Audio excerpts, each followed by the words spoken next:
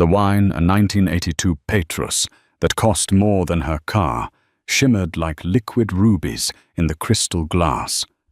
It was on its way to the lips of Sterling Rhodes, a man whose net worth could alter the economies of small nations.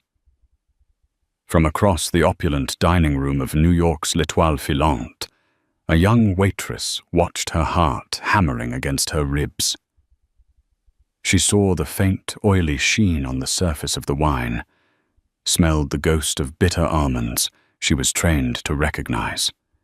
It wasn't just a vintage. It was a death sentence. Time slowed, and her voice, a desperate, raw thing, tore through the restaurant's hushed reverence. The air in L'Étoile Filante was thick with the scent of money and ambition. It clung to the velvet banquettes, mingled with the aroma of white truffle and seared scallops, and settled on the shoulders of the city's titans like a fine, invisible dust. Tonight, the restaurant's gravitational center was Table 7, a secluded alcove with a panoramic view of Central Park's glittering darkness. And at the head of that table sat Sterling Rhodes. At 68, Sterling was less a man and more a monument.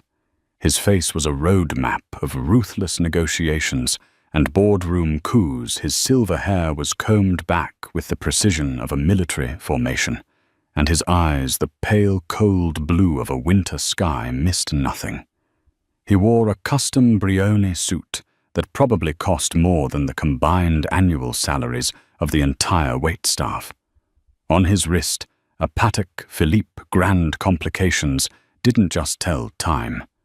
It declared his mastery over it. To his right sat his wife, Catherine. Decades of being Mrs. Rhodes had sculpted her into a masterpiece of restrained elegance. She was porcelain perfect, draped in Chanel, and adorned with a diamond necklace that glittered with cold fire.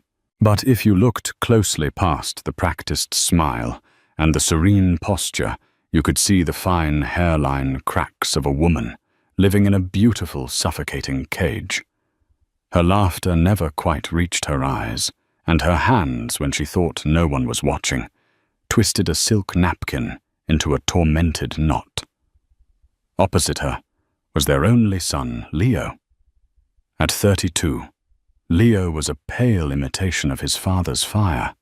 He had the Rhodes chin, but not the conviction behind it. He wore his ambition like an ill-fitting suit, obvious, expensive, and deeply uncomfortable. He was the perpetual heir apparent, forever languishing in the colossal shadow of the man who signed his checks and second-guessed his every decision. The tension between father and son was a palpable thing, a low hum of resentment beneath the polite clinking of Christofle silverware. Serving them tonight was Isabella Rossi. To the Rhodes family, Isabella was invisible, a functional part of the scenery, like the floral arrangements or the sommelier. She moved with quiet efficiency, her face a mask of professional neutrality. But behind that mask, her mind was a whirlwind. Isabella was not just a waitress. She was the ghost of a life Sterling Rhodes had destroyed. Her father, Marco Rossi, had been a brilliant software engineer, the founder of a small but innovative data analytics firm called Logos. 10 years ago, Rhodes's monolith corporation, Nexus Dynamics, had initiated a hostile takeover.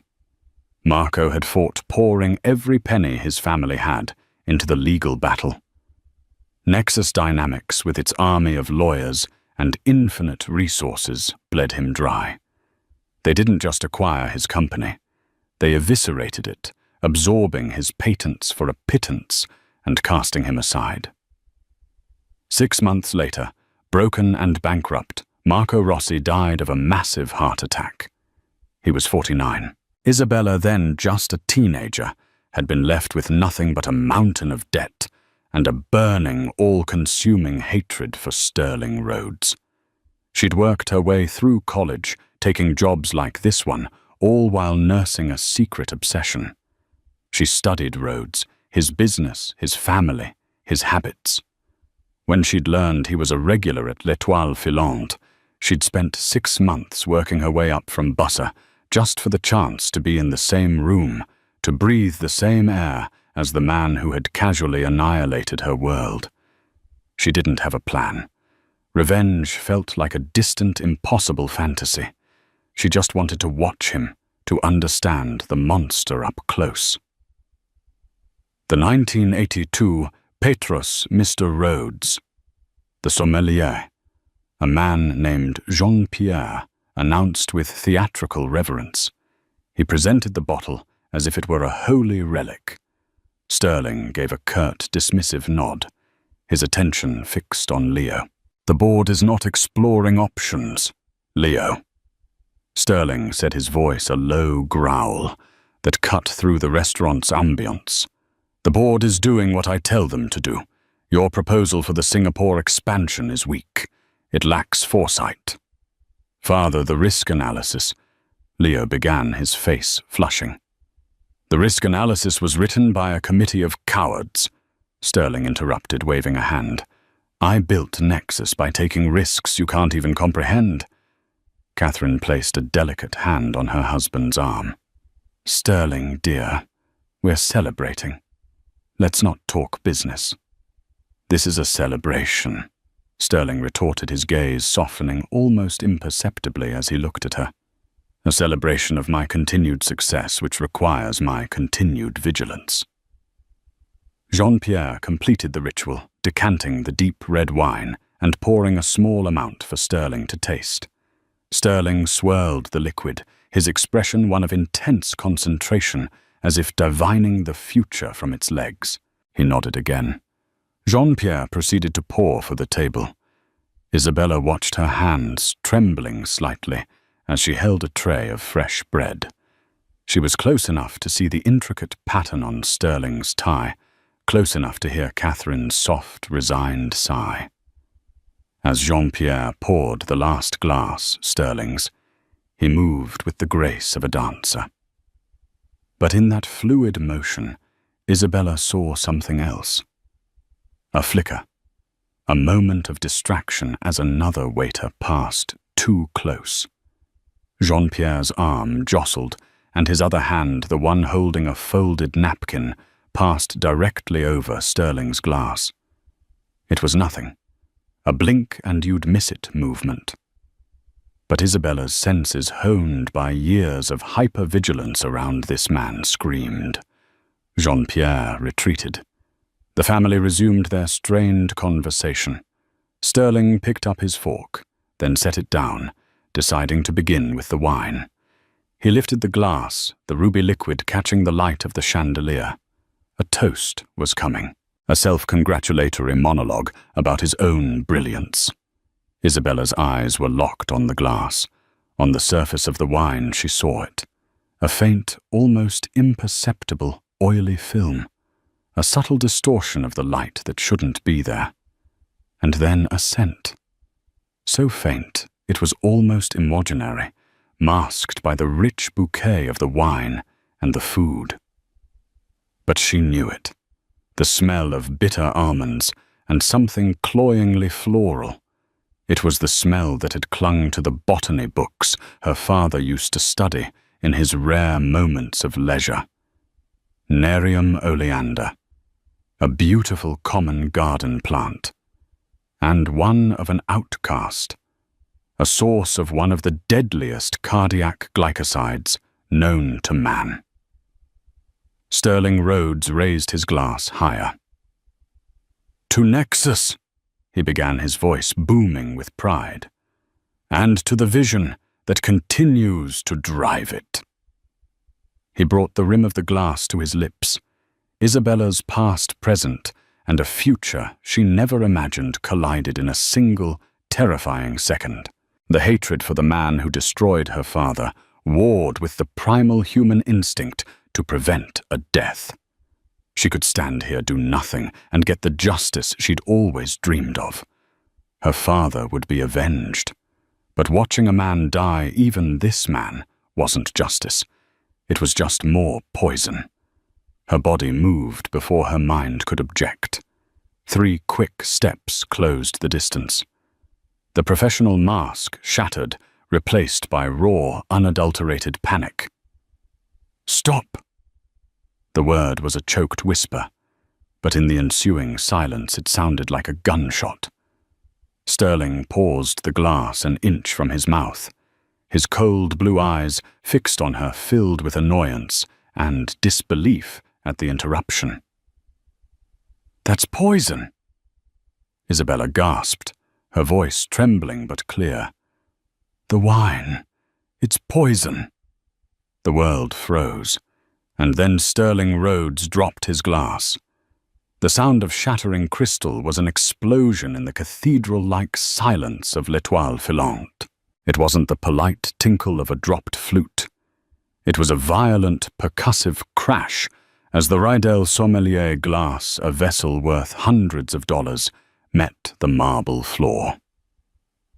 Dark, precious wine, the 1982 Waitress, splashed across the pristine white tablecloth and Sterling Rhodes's immaculate trousers like arterial blood.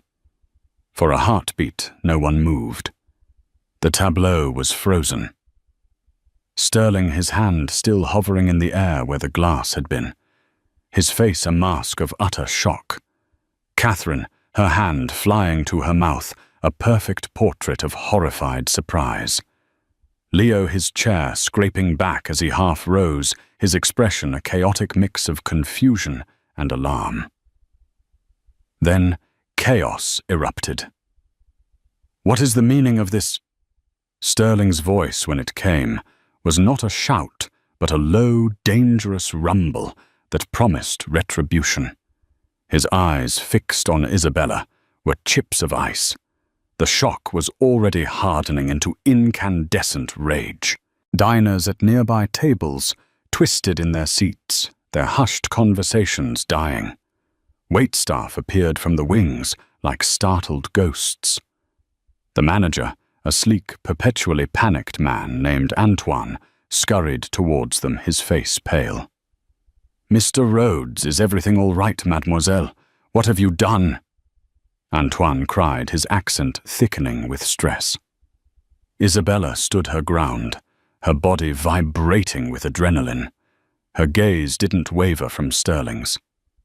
"I'm sorry, sir," she said, her voice shaking but firm. "You can't drink that, any of it. There's something in it." "Poison," Leo scoffed, finally finding his voice. He looked from Isabella to his father with contemptuous disbelief. "That's absurd. She's hysterical. She probably just stumbled and is trying to cover her mistake." "I didn't stumble," Isabella insisted, her eyes pleading with Sterling. He was the only one who mattered. I smelled it." Catherine, recovering her composure with the speed of long practice, turned to her husband. "Sterling, darling, the girl is clearly unwell. It was an accident. Let's not make a scene." Her voice was a soothing balm, designed to smooth over any unsightly wrinkle in their perfect evening. But Isabella, watching her, saw a flicker of something in her eyes, not relief, not concern, but a cold, calculating assessment of the situation. It was there and gone in a flash. Sterling ignored them all. His powerful intellect was already churning, processing the impossible. The girl's interruption was insane, a career suicide move for a waitress. Why would she do it? Why that specific theatrical accusation? It was either the act of a madwoman or it was the truth. His life was a testament to the fact that enemies were everywhere. "Frank," Sterling said, his voice quiet, but carrying an authority that silenced the room. From an unobtrusive table near the entrance, a man who looked more like a retired linebacker than a diner rose to his feet. Frank Miller was the head of Sterling's personal security detail. He was large, impassive, and had been with Sterling for 20 years. He moved towards the table with an unnerving, silent purpose. "Sir," Frank said, his eyes scanning the scene, missing nothing. "Secure the table," Sterling commanded. "No one touches anything. Get her." He gestured towards Isabella with a sharp, dismissive flick of his wrist. Two other men, previously invisible in the restaurant's ecosystem, detached themselves from the walls and moved towards Isabella. She didn't resist as they flanked her, their presence both a threat and a strange sort of validation. They were taking her seriously. "This is ridiculous," Leo protested. "You're going to listen to a waitress over your own family. We were all about to drink it, and you should thank her that you didn't." Sterling snapped, his patience gone. He finally looked at the spilled wine staining the tablecloth, the shattered glass. He bent down cautiously and sniffed the air near the puddle. His expression tightened. He couldn't place the faint alien scent, but it was there, an uninvited guest at the feast. "The bottle, Jean-Pierre," Sterling said, turning to the sommelier who was standing frozen by the service station, his face ashen. "Bring me the bottle and the decanter. Now." Jean-Pierre, looking as if he were about to faint, scurried to obey.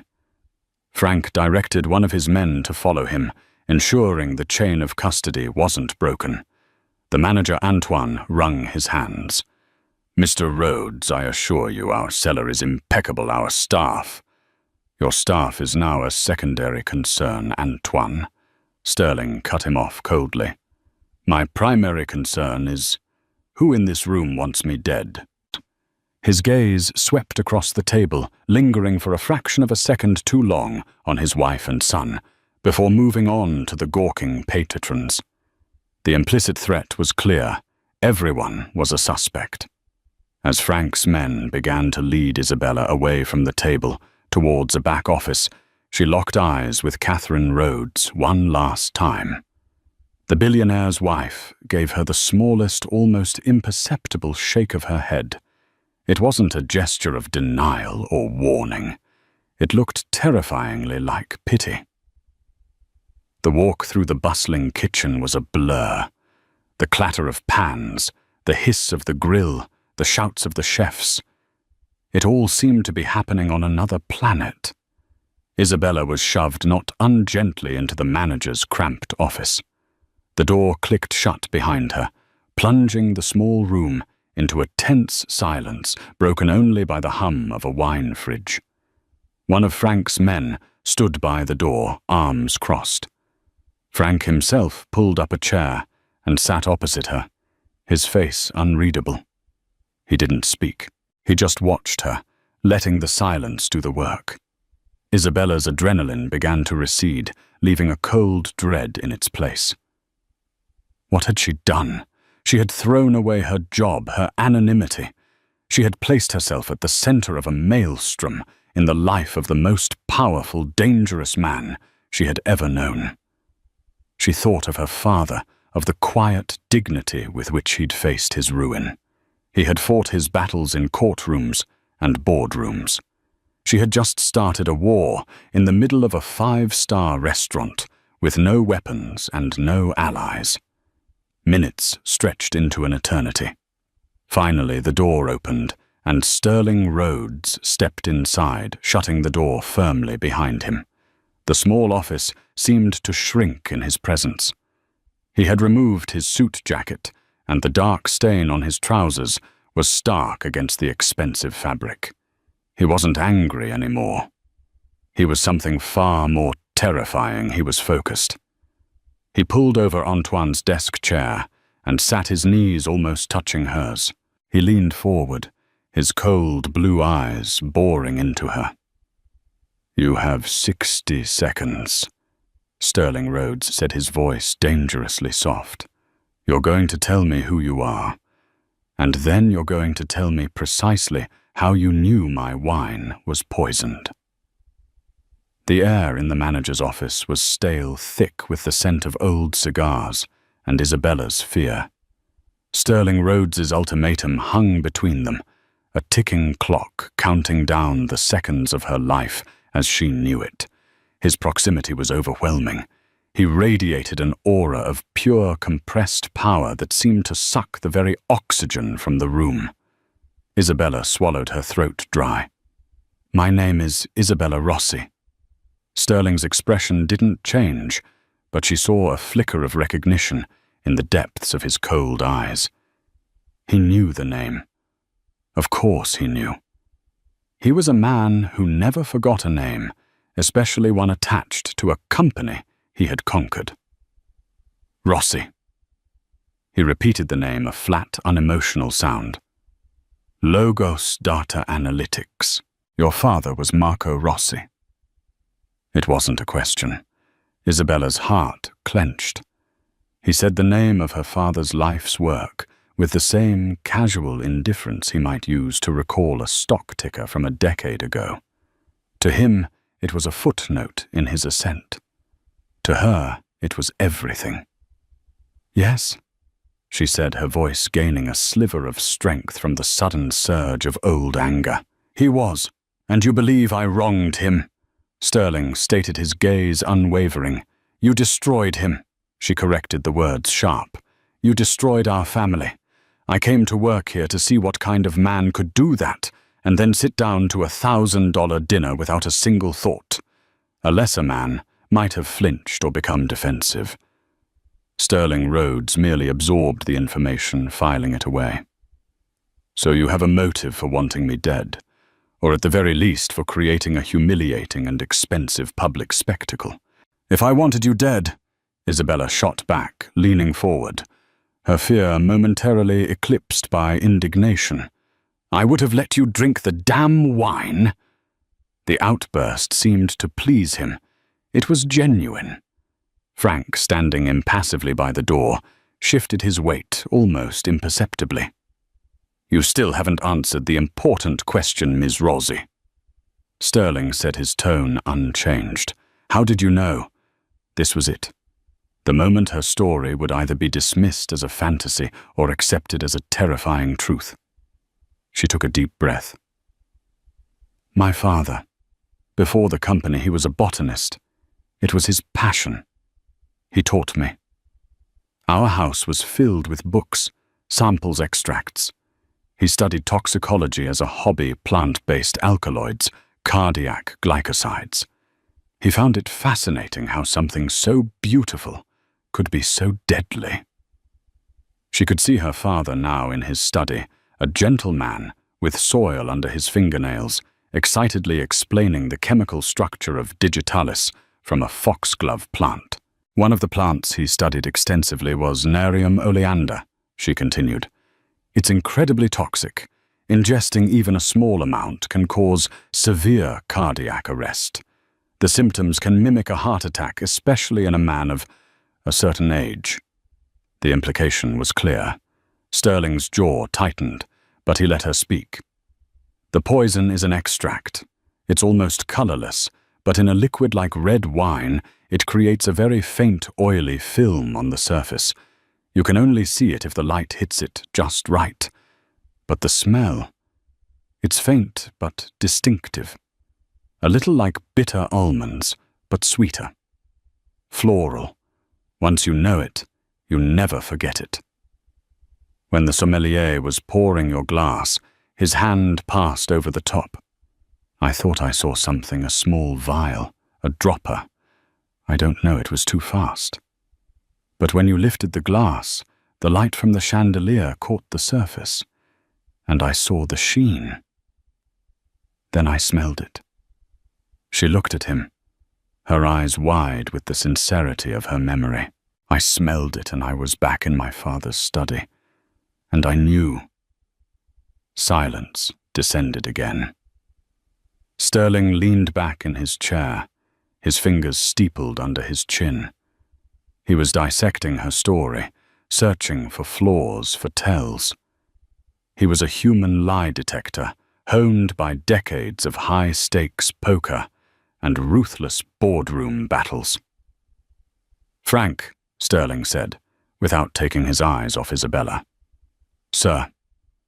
"My glass, the tablecloth, the decanter. Have them sent to the lab at Nexus Tower. I want a full gas chromatography mass spectrometry analysis done tonight. Use Dr. Chen's team. Tell them to test specifically for oleandrin and other cardiac glycosides. I want the results in 90 minutes. Already on its way, sir, Frank replied. The police are on standby. I've asked them to hold off making a scene until we have confirmation. Of course. Sterling Rhodes didn't call 911. He had his own labs, his own security, his own protocols that superseded the civil order. Sterling turned his attention back to Isabella. This story is elaborate. You hate me. You get a job at my favorite restaurant. You study my habits. And on this particular night, you just happen to spot a rare, plant-based poison in my wine, a poison you know from your childhood botany lessons. It's a bit much, Ms. Rossi. It's the truth, she said simply. Let's entertain another theory. Sterling mused, his voice dropping. Let's say you're the one who poisoned the wine. You put it in there intending for me to drink it, but at the last second, you lose your nerve. You panic. So you create this scene casting yourself as the hero, the savior. It's a brilliant way to deflect suspicion. Isabella felt a chill crawl up her spine. The cold, brutal logic of it was terrifying. It was exactly how he would think, how he would have planned it. No, she whispered. Why would I do that? To see me suffer, he said, his eyes narrowing. To have the satisfaction of the attempt to watch the chaos unfold and to walk away a hero instead of a convict. It's a much more elegant form of revenge than a simple murder. The door opened, and Frank stepped inside, holding a phone to his ear. He listened for a moment, his face impassive, then nodded. He ended the call and looked at Sterling. The kitchen staff and servers are being questioned, Frank reported.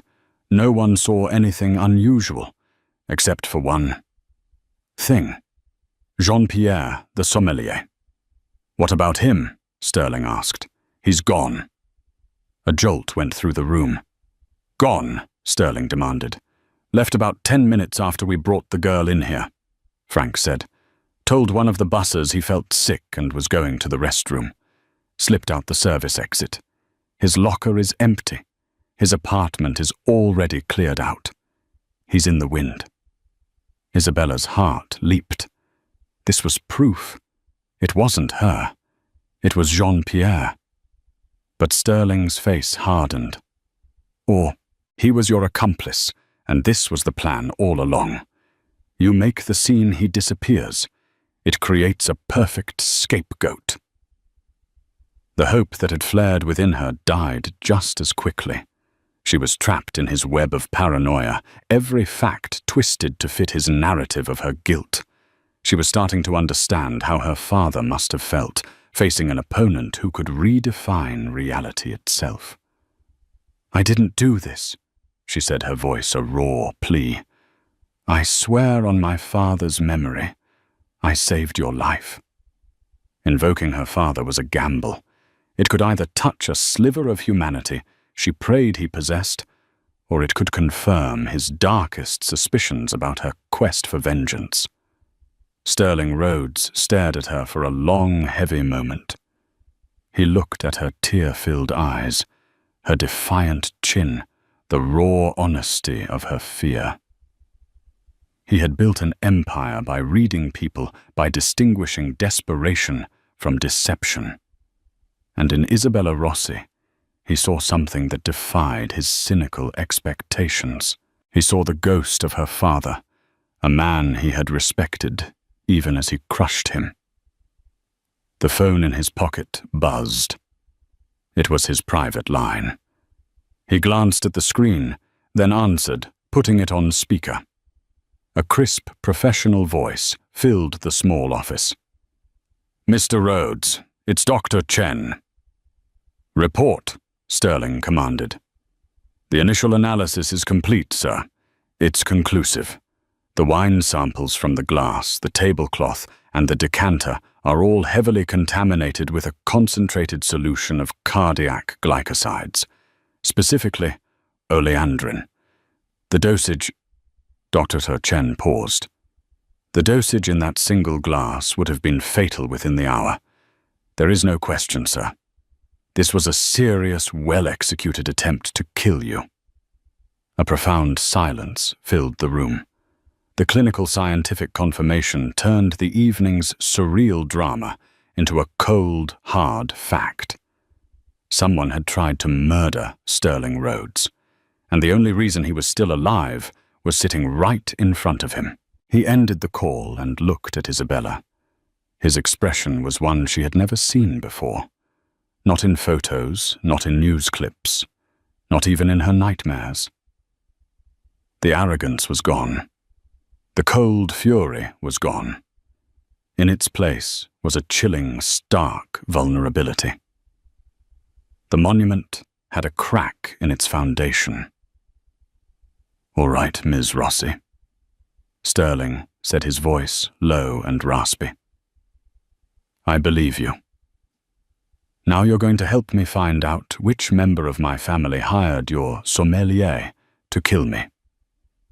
The bubble of l'étoile filante had burst, but Sterling Rhodes, with the practiced ease of a king securing his castle, ensured the fallout was contained.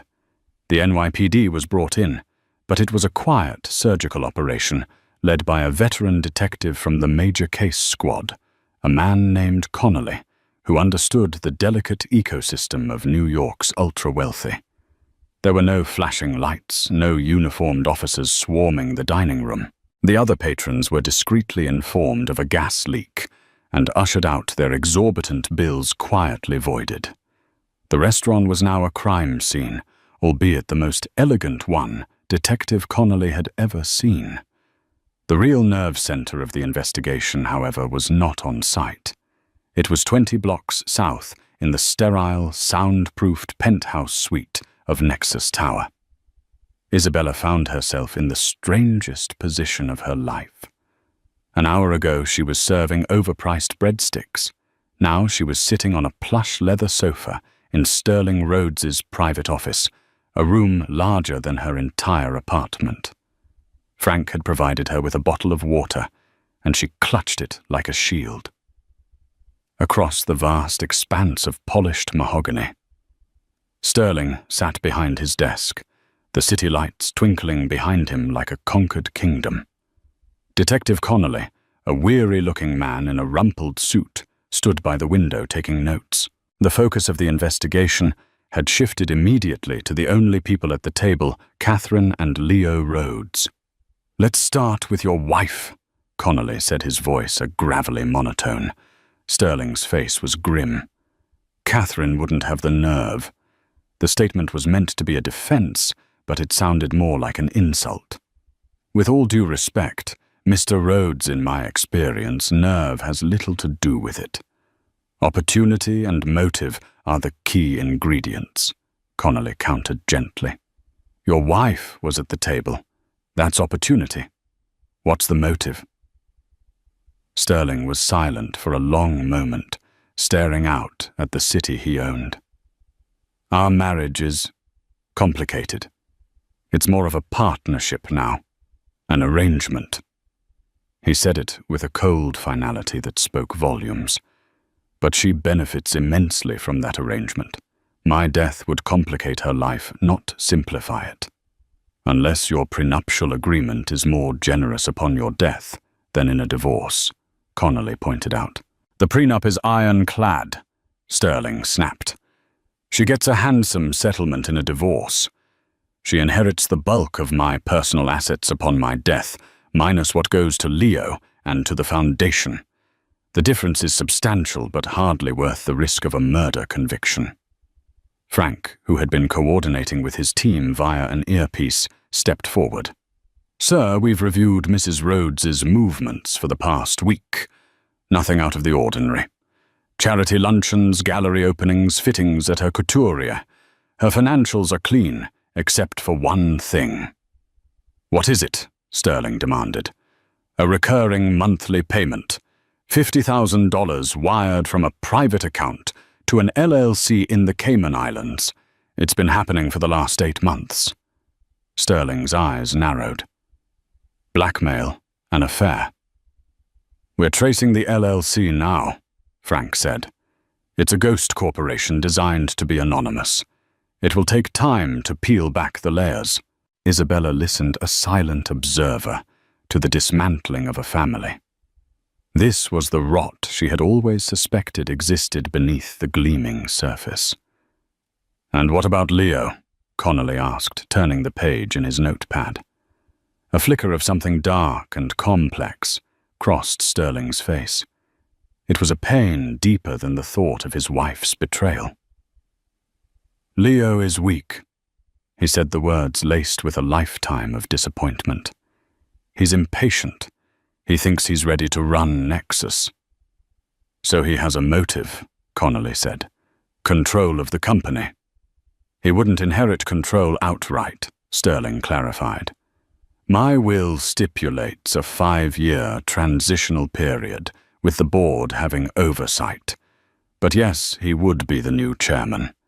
He would be out of my shadow." "We checked his financials as well," Frank interjected. "He has significant personal debts. He's been making risky side investments trying to prove he can make money without the family name. Most of them have failed. He owes money to some very unsavory private lenders." Isabella remembered the look on Leo's face at dinner, the flash of resentment when his father belittled his proposal. Was it enough to kill for to trade a life of immense privilege for a life of ultimate power, albeit one that started with patricide? The door to the office opened, and a junior security analyst entered, handing Frank a tablet. Frank studied it for a moment, his brow furrowed. "Sir," he said, his voice grim. "We have something from the restaurant's security cameras. We've been reviewing all footage from the past month, cross-referencing anyone who had contact with the sommelier, Jean-Pierre." He turned the tablet so Sterling and Connolly could see. The video was grainy, taken from a camera in the service corridor behind the kitchen. The timestamp showed it was from 2 weeks prior. It showed Jean-Pierre talking to someone in a hushed, intense conversation. The other person's back was mostly to the camera, but the figure was tall, wearing a tailored suit. They passed a thick manila envelope to Jean-Pierre, who quickly concealed it inside his jacket. "Can you identify the other person?" Sterling asked, his voice tight. "Not from this angle," Frank said. "But watch." He tapped the screen. The figure turned slightly to leave, and for a split second their profile was visible. It was blurry, indistinct, but the line of the jaw, the cut of the hair— "It's Leo," Sterling whispered. The words were heavy with a terrible finality. Detective Connolly leaned closer. "It's suggestive, but it's not definitive proof. It could be anyone." "Enhance the image," Sterling commanded the analyst. "Run facial recognition. I want every pixel analyzed." As the analyst scurried off, Sterling sank back into his chair, looking older than he had just hours before. The betrayal of a business rival was a cost of doing business. The betrayal of his wife was a wound to his pride. But the betrayal of his own son— that was a dagger to the heart. Isabella felt a strange, unwelcome pang of sympathy. She had spent a decade hating this man, picturing him as a heartless caricature. But seeing him now stripped of his power, facing the ugliest of truths— he was just a man. A father, staring into the abyss of his own son's treachery. The phone on Sterling's desk rang, the sound jarring in the tense room. It was the secure line from his home. Frank answered it, listened, and then held it out to Sterling. "It's Catherine." Sterling took the phone, his face a granite mask. "What is it?" Catherine's voice, tinny and strained through the speaker, filled the office. "Sterling, I'm at the house. The police have been here. They questioned me. It was humiliating." "It's a murder investigation, Catherine. Humiliation is the least of our concerns," he replied coldly. "Our concerns. Sterling, I have something to tell you. Something I should have told you a long time ago." She took a shaky breath. "It's about Leo." Every person in the room held their breath. "He's in trouble, Sterling," Catherine said, her voice dropping to a conspiratorial whisper. "Deep trouble. He's desperate. He came to me a month ago begging for money. He said he owed people. Dangerous people. I gave him what I could from my private account. I've been sending them money. Every month to keep them away from him. That's the LLC you've probably already found." Sterling's knuckles were white where he gripped the phone. "You paid off my son's gambling debts without telling me." "They weren't gambling debts," she cried, a note of hysteria creeping into her voice. "It was something worse. An investment that went sour with the wrong partners. They were threatening him, Sterling." He was terrified. He said he needed to get control of his inheritance, that it was the only way to pay them back and be free. The pieces clicked into place with sickening precision. The debt, the desperation, the meeting with the sommelier. "Where is he now, Catherine?" Sterling asked, his voice dangerously calm. "I don't know. After the police left, he came to my suite. He was frantic. He said the plan had failed and that he needed to leave the country. He packed a bag and he's gone. Sterling, Leo is gone." The line went silent. Sterling slowly placed the receiver back in its cradle. The image on the tablet, the secret payments, his wife's panicked confession, it all pointed to one devastating conclusion. His son, his own flesh and blood, had tried to murder him for his inheritance. Detective Connolly cleared his throat. "We'll put out an alert at all airports and border crossings. We'll find him." Sterling didn't seem to hear him. He was staring at Isabella. His eyes filled with a strange, hollow light. He had spent his life building an empire to pass on, and the very heir he was building it for had tried to send him to his grave to get it faster. "The one person in the world who had a real reason to want me dead," Sterling said softly, his voice raspy with a terrible irony, "is the one who saved my life. And my own son." He couldn't finish the sentence. The monster had been revealed, but it wasn't the one Isabella had spent 10 years hunting. The real monster was born of greed and weakness, and it had been sitting at his own dinner table all along. The hours that followed Leo's exposure were a maelstrom of controlled chaos. An international manhunt was initiated for the fugitive heir. The official investigation proceeded with surgical discretion, but the real nerve center was the penthouse suite of Nexus Tower. It was there, high above the city, that the true gravity of the betrayal settled. When the detectives and analysts had finally departed, a profound silence filled Sterling Rhodes's office. Only he, his security chief, Frank and Isabella remained. Sterling rose from his desk and walked to the floor-to-ceiling windows, his posture rigid. He looked down upon the river of lights below a kingdom he had conquered, yet a home he had failed to secure. "My entire life," he began, his voice a low, gravelly monotone, "has been about threat assessment.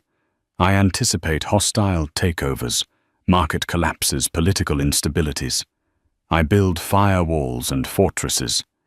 Yet I never imagined the most lethal threat would come from my own blood, sleeping under my own roof." He turned to face Isabella, his eyes holding a look she had never seen before. Not arrogance or anger, but a raw, chilling vulnerability.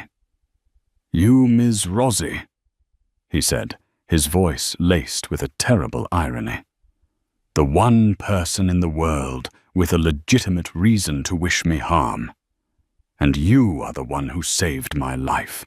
You looked at my family and saw a snake in the garden that I was blind to." "Why?" Isabella met his gaze, her fear replaced by a cold clarity. "Because I wasn't distracted by love or history. I was only looking at you. For 10 years you have been the singular focus of my anger. When you are studying your enemy, you notice things others miss." Her brutal honesty seemed to resonate with him. In his world of sycophants, her unvarnished truth was a currency more valuable than gold. "My father always said to keep your enemies closer than your friends," Sterling mused. "It seems I failed to identify who was who." He took a step towards her. "I find myself in your debt, a position I am unaccustomed to. More than that, I find myself in need of your help." The words stunned Isabella. Sterling Rhodes did not ask for help. He issued commands. "Help with what?" she asked. "The police are hunting for your son." "The police will find a frightened boy who ran from his debts," Sterling said with disgust. "They see a simple, sordid motive. I see something more. Leo is weak and foolish, but he is not a mastermind. The sophistication of this plot, the choice of poison, the timing, the recruitment of the sommelier, it's beyond his capabilities. He was a pawn, Ms. Rossi, and I need to find the player who moved him." He stopped directly in front of her. "My judgment is compromised. My world is filled with blind spots. You are an outsider. Your only bias is against me, which paradoxically makes you the most trustworthy person I know. I want to hire you effective immediately. I will provide you with everything you need: access, resources, security. Your job will be to act as my eyes and ears. To look for the cracks in a facade I am too close to see." It was a dizzying, dangerous proposal. To step inside the very world she had spent a decade despising from the outside. And in return, she asked, her heart pounding. Sterling's expression was deadly serious. "When this is over, we will revisit the matter of your father. We will open the books on the acquisition of Logos Data Analytics. I am a man of my word. Justice in all its forms will be served. If wrongs were committed in my name, I will right them. This isn't hush money, Ms. Rossi. This is an offer of atonement." There it was. Not a payoff, but a promise. The chance not for revenge, but for restoration. The justice she had craved for a decade was suddenly within her grasp, offered by the very man she held responsible. She thought of her father, a man who built things, not destroyed them. He would not want his memory to be a catalyst for more hatred, but for the pursuit of truth. She looked at the powerful, broken man before her and made her choice. The path of bitterness had led her here to this impossible crossroads. The new path was terrifying, but it was the only one that led forward. "All right," she said, her voice steady and clear. "I'll do it." A pact was sealed in the silence of that penthouse office. An unlikely, volatile alliance was forged between a billionaire and the daughter of the man he'd ruined. Isabella Rossi was no longer just a waitress or a victim. She was now a player in the most dangerous game of her life. Isabella's new life was a dizzying immersion into a world she had only ever viewed from the outside. Her official title, Special Consultant to the CEO, gave her unrestricted access to the inner workings of Sterling Rhodes's empire. While the role felt like an elaborate costume, her purpose remained sharp and clear. She ignored the whispers from the executive staff, her focus absolute. Sterling was convinced his son had been a pawn, and Isabella believed the key to finding the puppet master was buried in the details the initial frantic investigation had missed. Working alongside Frank in the secure command center within Nexus Tower, she began to sift through the evidence again, not as a collection of facts, but as a story with missing pages. She started with Catherine Rhodes. The official story is that Catherine was paying off Leo's debts via a secret offshore account, Isabella stated, pointing to a transaction history on a large monitor. But the story has a flaw. Look at the dates. Frank zoomed in. The first wire transfer to the Cayman LLC was 8 months ago, Isabella explained. Our intelligence shows Leo's disastrous investment didn't collapse until 4 months ago. He wasn't desperate for money before then. So if Catherine wasn't paying his lenders for those first 4 months, who was she paying? It was the first significant crack in the family's narrative. A lie, or at least a carefully constructed half-truth, sat at the heart of the motive. While Frank tasked his offshore team with tearing down the corporate veil of the mysterious LLC, Isabella pursued another angle. The poison, she said, thinking aloud. Oleandrin extract. It's too specific, too elegant. Jean-Pierre was a sommelier. He knew wine, not botany. Someone with specialized knowledge had to procure it for him. Someone who knew it could mimic a heart attack. She requested full access to Catherine Rhodes's communication records for the past year. For 2 days, Isabella immersed herself in the life of the billionaire's wife, a digital tapestry of charity events, designer appointments, and vapid social engagements. It was a portrait of luxurious emptiness. Then deep within a folder of deleted emails, she found it. It was a chain of messages with an exclusive high-end travel agency. The emails meticulously detailed plans for a secret trip, a 1-week romantic getaway to a private secluded villa on the shores of Lake Como. The booking was for the week immediately following the attempted murder. Catherine was using an alias, but the name of her travel companion was listed clearly on the itinerary. It was not Sterling Rhodes.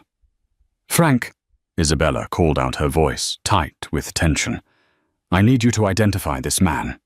She pointed to the name on the screen. Richard Davies. Frank's professional composure vanished, replaced by stark disbelief.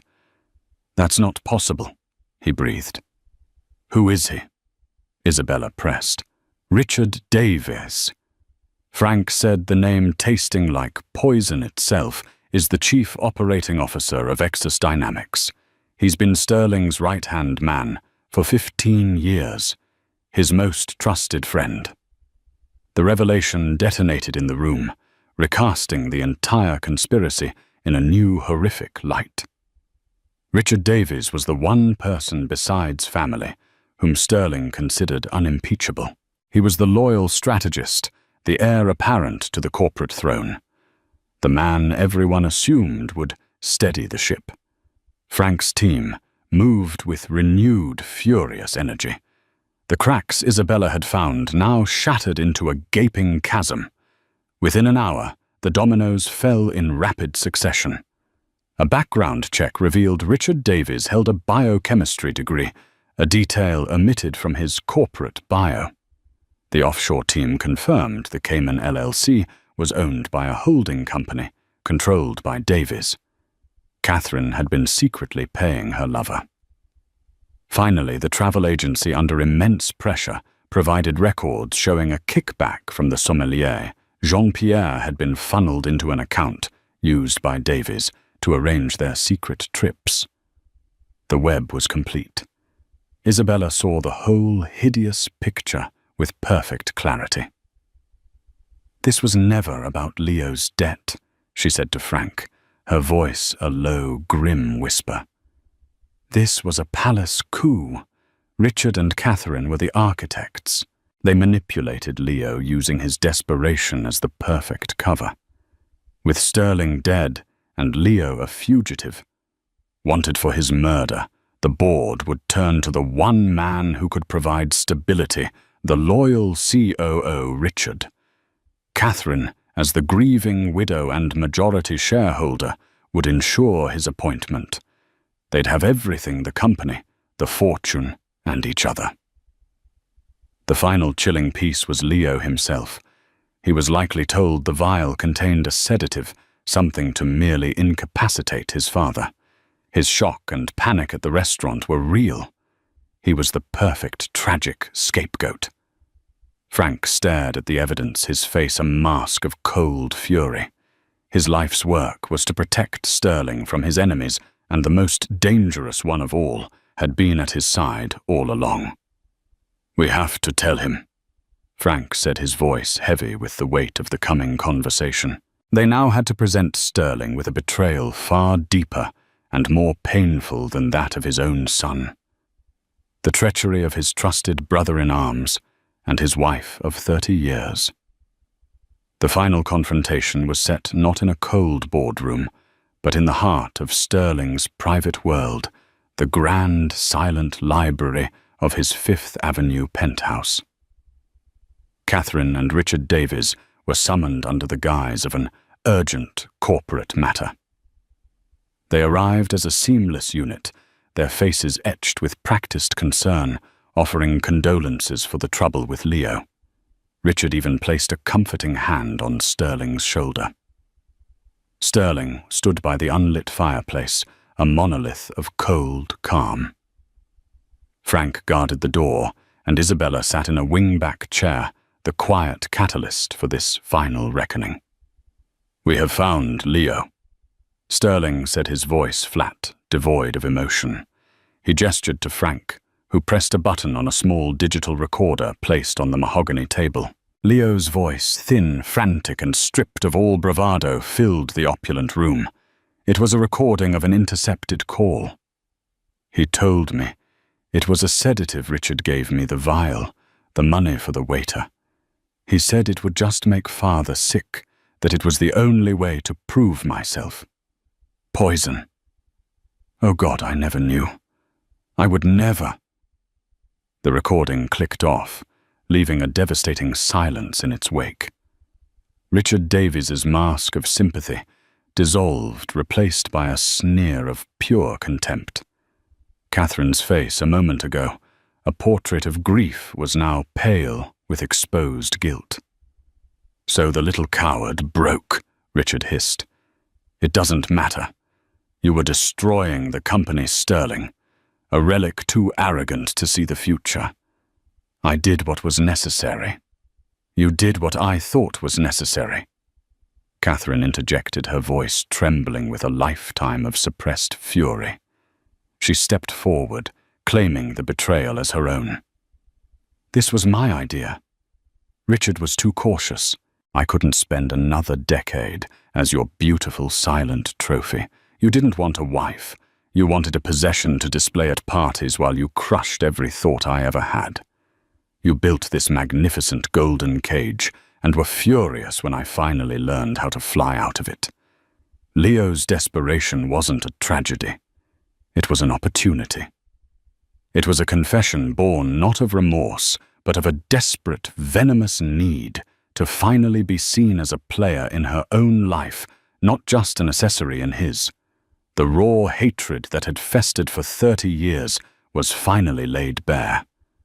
Sterling listened, his face impassive, but his eyes reflected the profound emptiness of a world shattered.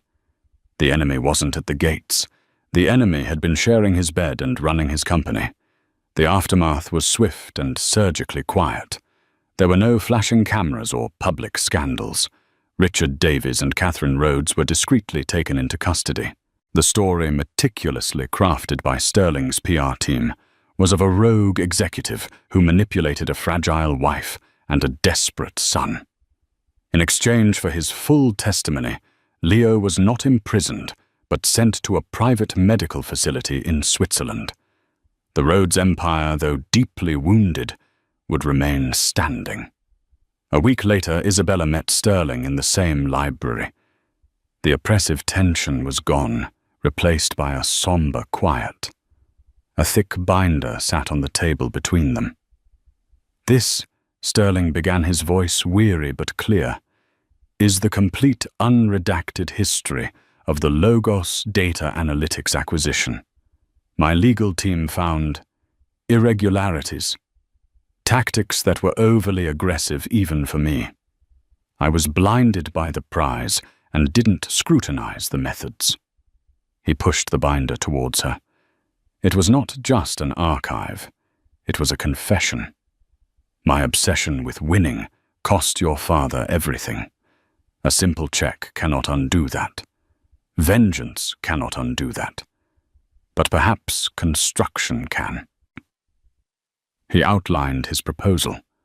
He was liquidating the assets of the shell corporations used in the hostile takeover. With that capital, he was establishing a new independent entity, the Marco Rossi Foundation, dedicated to funding and mentoring ethical technology startups. The endowment was 10 times what Logos had ever been worth. It will be a legacy of innovation, not destruction, Sterling said, looking at her directly. And a legacy needs someone to guide it. The foundation will require an executive director, someone with integrity, with a sharp eye for the truth, and with a personal understanding of what is at stake. I'm offering the position to you. Isabella was speechless. This was a justice she had never conceived of. It wasn't the satisfaction of seeing Sterling fall, but the profound triumph of seeing her father's vision reborn, magnified, and made permanent. Her long, dark quest for revenge had led her not to an execution, but to a resurrection. She looked at the man across from her, no longer a monster, but a deeply flawed human who had stared into the abyss of his own life and chosen to build something new from the wreckage. In that moment, the last embers of hatred within her finally cooled. "I accept," she said. And for the first time since she was a girl, the future felt not like a debt to be paid, but like a promise waiting to be fulfilled. And so a story that began with a single gasped warning in a luxury restaurant ends not with a simple act of vengeance, but with a complex and profound redemption. It's a stark reminder that the deepest betrayals often come from those we hold closest, from behind the gilded walls we build to protect ourselves. Sterling Rhodes, a titan who could command the world, was brought to his knees by the lies in his own home. And Isabella Rossi, a young woman fueled by a righteous hatred, found that true justice wasn't about destroying a life, but about rebuilding a legacy. Their story proves that sometimes the person who saves you is the last one you'd ever expect, and that a single moment of courage can unravel a lifetime of deceit. If this story of betrayal, suspense, and unexpected redemption captivated you, please hit the like button to let us know. For more true life dramas, where fortunes turn on a dime and secrets are brought into the light, make sure you subscribe to our channel and ring that notification bell. And please share this video with someone who loves a story that proves the most astonishing truths are often stranger than fiction. Finally, leave a comment below. What would you have done in Isabella's place? Would you have let him drink? The air in New York's most exclusive restaurant, Aurelia, was usually thick with the scent of money and truffle oil. But tonight it was choked with fear, because Damien Al-Jamil had arrived. He wasn't just a millionaire. He was a titan, a predator who moved through the world as if he owned it, leaving a wake of crushed competitors and broken men. Every captain of industry, every senator, every person of influence in that room either worked for him, owed him, or feared him. His power was absolute, his temper legendary. And in that gilded court of ambition, a young waitress named Clara Evans, invisible to men like him, was about to do the unthinkable. She was about to make the lion look like a fool.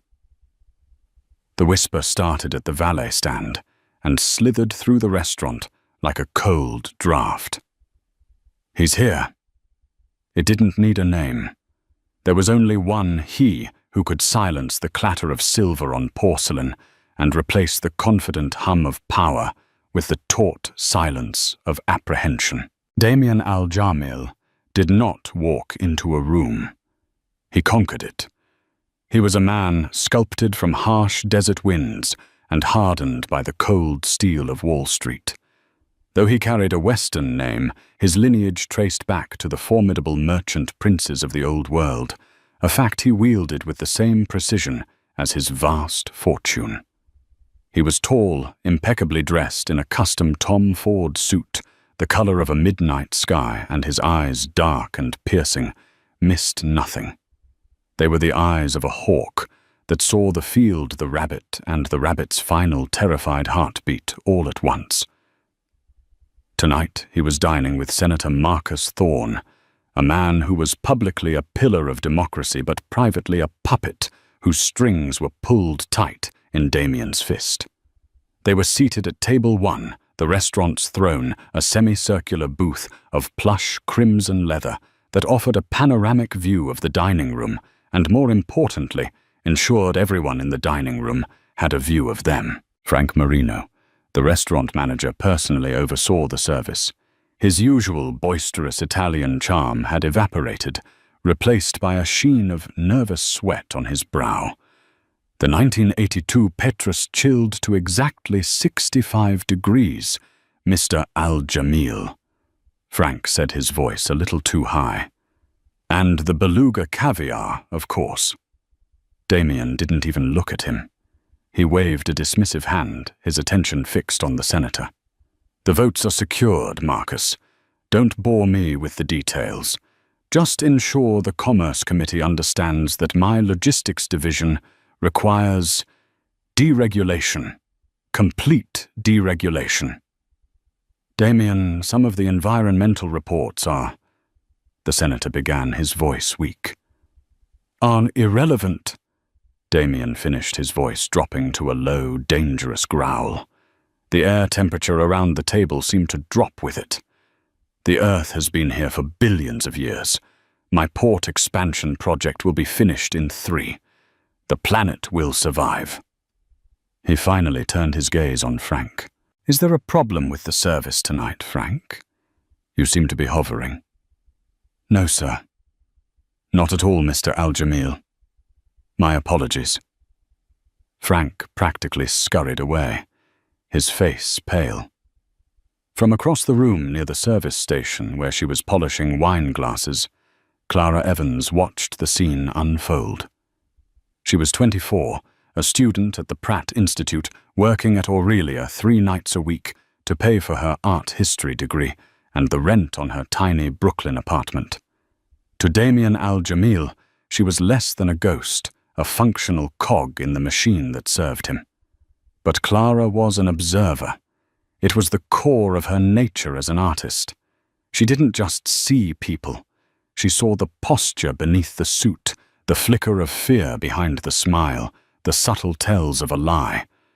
She saw the way Senator Thorne's hand trembled slightly as he reached for his water glass. She saw the way Frank, a man who usually commanded his restaurant with the authority of a general, seemed to shrink by 6 inches in Damien's presence. She had seen this performance before.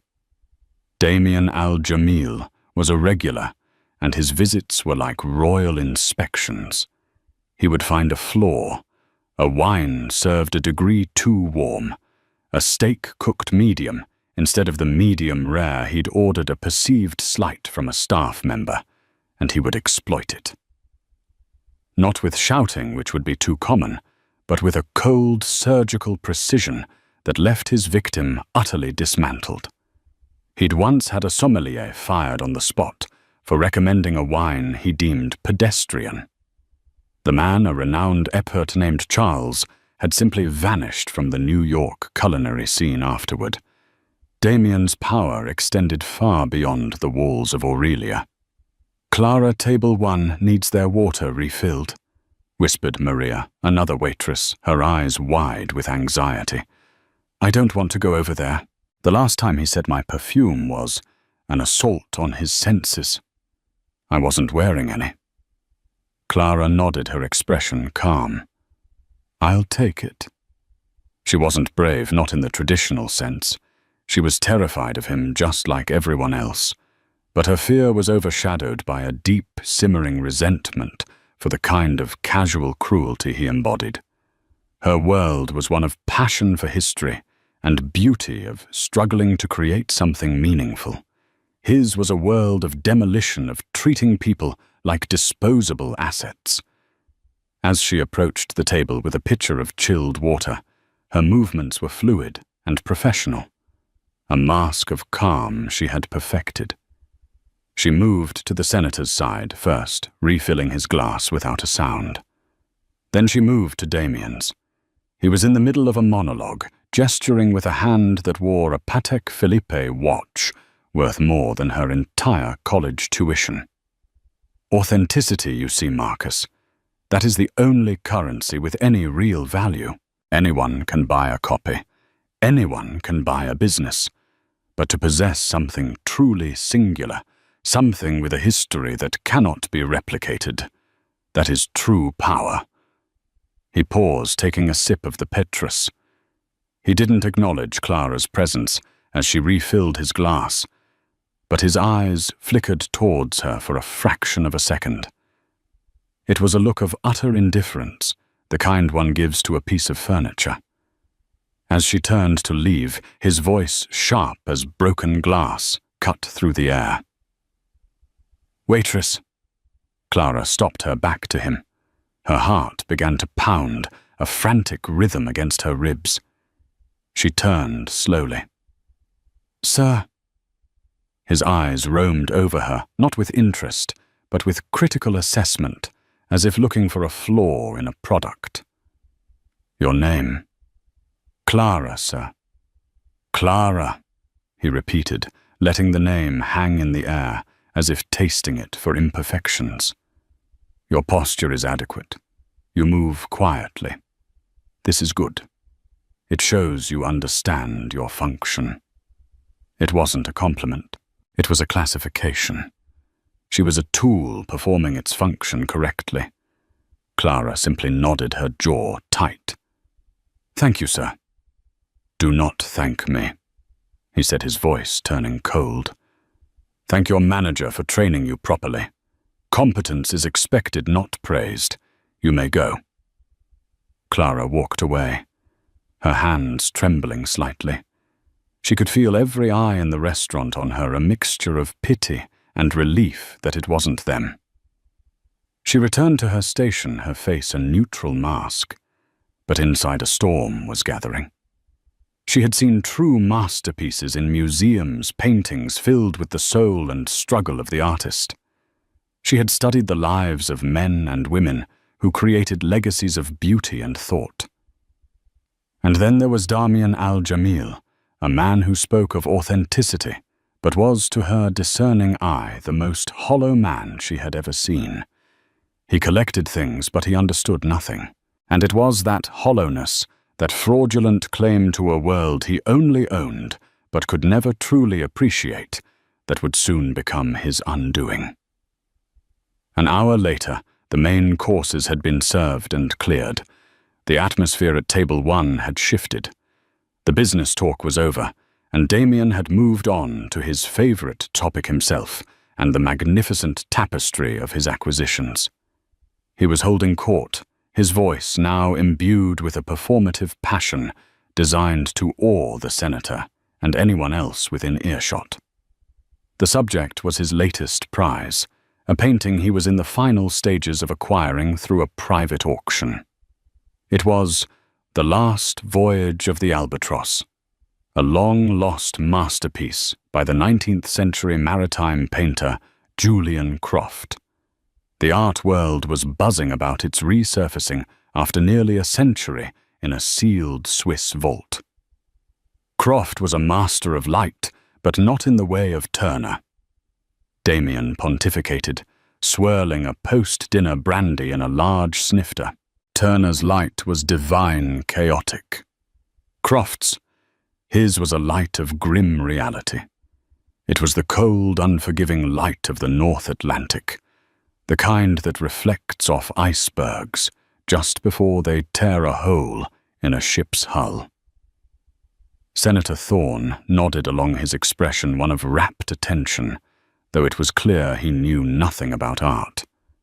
Incredible Damien. Truly. The albatross is his magnum opus. Damien continued, his voice resonating with an owner's pride. It depicts the final moments of the eponymous ship caught in a tempest. But the genius is in the detail. Everyone focuses on the storm, the waves like jagged mountains. But they miss the key. In the lower left corner, almost hidden in the sea foam, Croft painted a small, discarded doll floating in the water. It's a symbol of the innocence lost to the merciless ambition of the sea. It is that single, heart-breaking detail that elevates it from a mere painting to a profound statement on man's futility. He leaned back, a smug smile playing on his lips. The so-called experts at Sotheby's and Christie's, they all missed it in their initial analyses. I was the one who spotted it from the digital prospectus. It's what convinced me I had to have it. An eye for detail. Marcus is everything. At her station, Clara froze. Every muscle in her body went rigid. The glass she was polishing stopped midway through its rotation. A doll in the lower left corner. Her mind raced.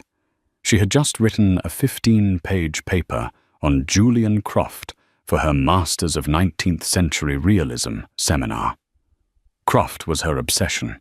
She knew his catalogue raisonné by heart. She had spent weeks analysing his brushwork, his thematic obsessions, his subtle signatures. The last voyage of the Albatross was famous precisely because its history was so mysterious, but its composition was known through preliminary sketches and a single grainy photograph from a 1928 exhibition catalogue. And Clara knew, with the kind of unshakable certainty that comes from hundreds of hours of dedicated study, that there was no doll. Croft's symbolism was never so literal, so much sentimental. His work was about the brutal, unsentimental power of nature. He painted ropes, broken masts, and the cold, indifferent sea. The heartbreaking detail in The Last Voyage, according to the leading Croft scholar, Professor Alistair Finch, was far more subtle. It was a single seabird, an albatross flying away from the sinking ship, not towards it, symbolizing nature, abandoning man to his fate.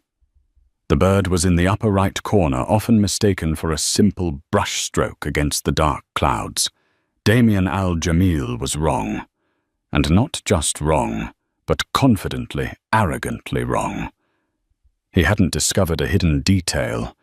He had invented one.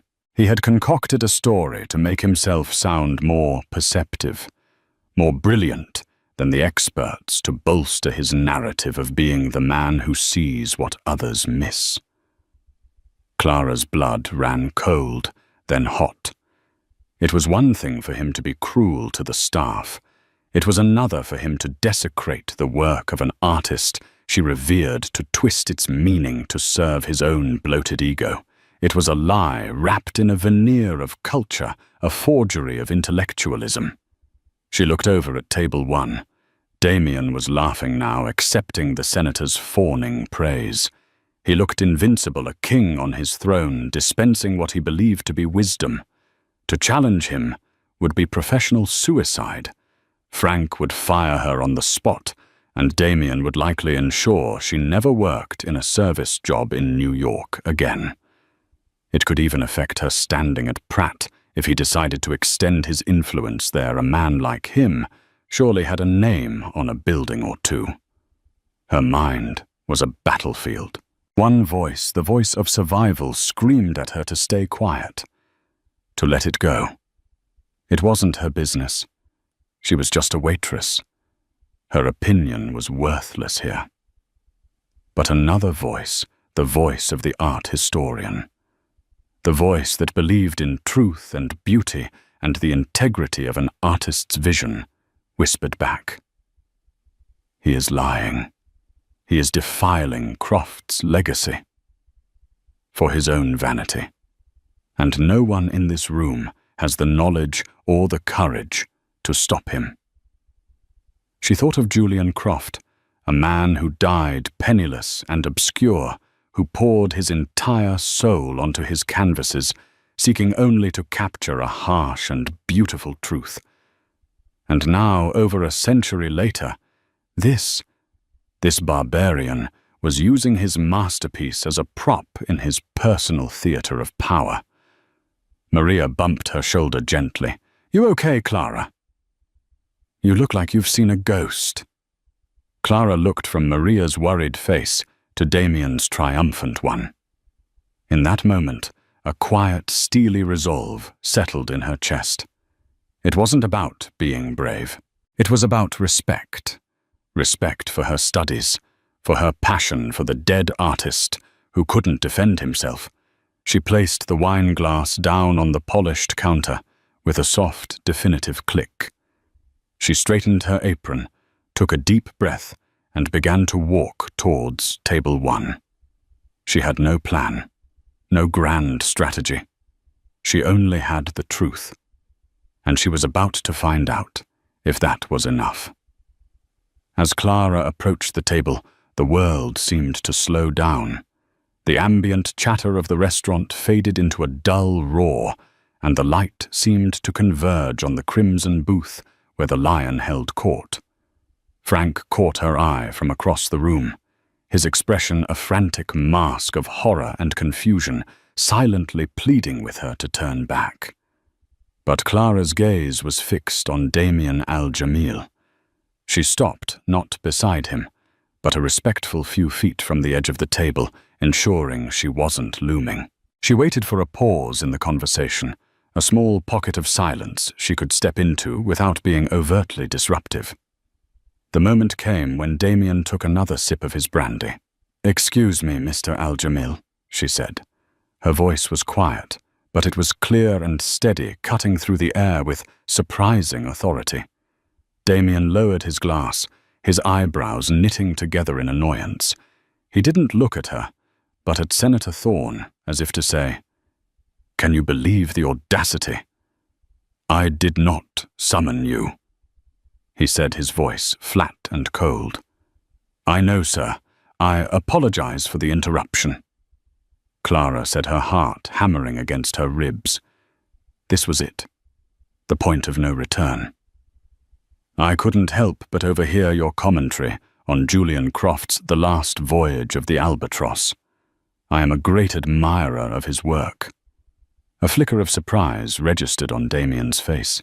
He seemed momentarily intrigued by the novelty of it, like a king finding a talking mouse. "Is that so?" he said, a condescending smirk touching his lips. "And what does a waitress know of Julian Croft? I'm studying his work at the Pratt Institute," Clara stated, simply refusing to be baited. "My thesis is on the symbolic use of fauna in his later period." The senator shifted uncomfortably. This was not part of the script. "How fascinating," Damien said, his tone dripping with sarcasm. "Do you have a point, or are you just seeking a commendation on your extracurricular activities?" "I have a point, sir," Clara said, meeting his gaze directly now. The full force of his intimidating presence washed over her, but she held her ground. "You mentioned a detail in the painting, a doll in the lower left corner symbolizing lost innocence." "I did," Damien said, his eyes narrowing. "A detail that escaped the so-called experts, a testament to a keen eye. He was daring her, practically begging her to contradict him so he could crush her. "I'm afraid there might be some mistake, sir," Clara said, her voice remaining perfectly level and respectful. All existing scholarship, including Croft's own preliminary sketches held at the National Maritime Museum, indicates that the key symbolic detail in that painting is not a doll. The silence at the table was now absolute. Even the clatter from the kitchen seemed to have ceased. Senator Thorne looked as if he wanted the floor to swallow him whole. Damien placed his brandy snifter down on the table with a loud, deliberate thud. The smile was gone, replaced by a mask of cold fury. "A mistake," he repeated, his voice dangerously soft. "Are you a part-time waitress, standing here and telling me that I am mistaken?" "I am saying that the historical record and the artist's known thematic tendencies do not support the presence of a doll," Clara clarified, choosing her words with surgical precision. "The detail scholars have long identified as Croft's statement on futility, as you so eloquently put it, is the lone albatross in the upper right corner flying away from the wreck. It signifies nature's indifference, a theme consistent throughout his oeuvre. A doll would be uncharacteristically sentimental for Croft." Every word was a hammer blow to Damien's carefully constructed facade. She wasn't just saying he was wrong. She was explaining why he was wrong, using the language of art history, a language he had only pretended to speak. She was exposing him as a fraud in the very arena he had chosen for his display of superiority. For a moment, Damien Al-Jamil looked utterly stunned. His air of invincibility evaporated, replaced by the raw, naked shock of a man who had never been challenged, let alone corrected, especially not by someone he considered less than human. Then the shock curdled into rage, a deep, venomous rage that made his face pale and his knuckles white as he gripped the table. "You are insolent!" He hissed the words, tight and controlled, yet more menacing than any shout. "You think your little night school class gives you the right to question me?" "It's not about my rights," Clara replied, her own fear now replaced by a strange sense of calm.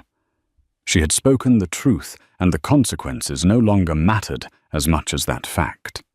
"It's about the artist's work, the truth of the painting." "The truth?"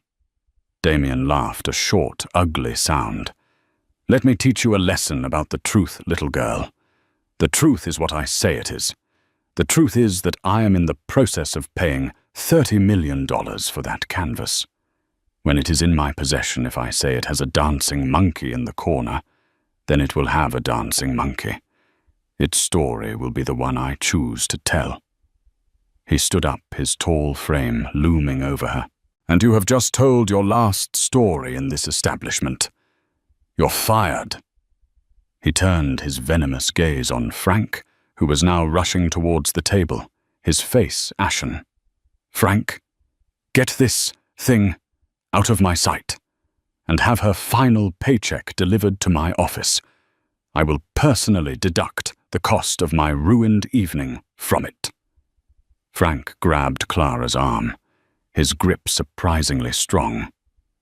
"Miss Evans, come with me. Now." He was pulling her away, trying to de-escalate to save his restaurant. But Clara had one last shot to fire. She looked past Frank directly at Damien Al-Jamil. "You can buy the canvas, sir," she said, her voice ringing out in the silent restaurant. "But you can't buy the truth of what it is. And a lie, no matter how much you pay for it, is always ultimately ridiculous." The word hung in the air. Ridiculous. It was the perfect word. It didn't just label him a liar.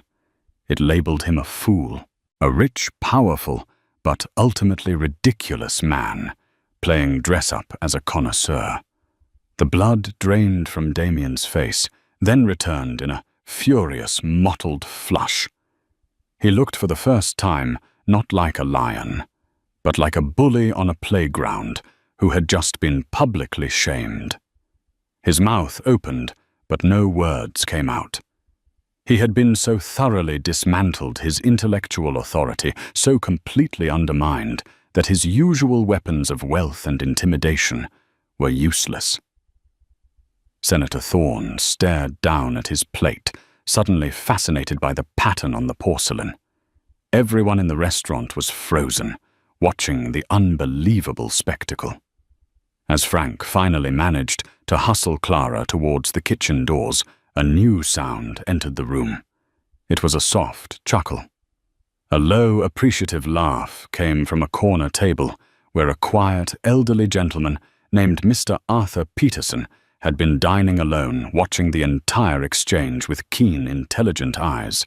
The laugh, though quiet, was a spark in the powder keg of Damien Al-Jamil's humiliation.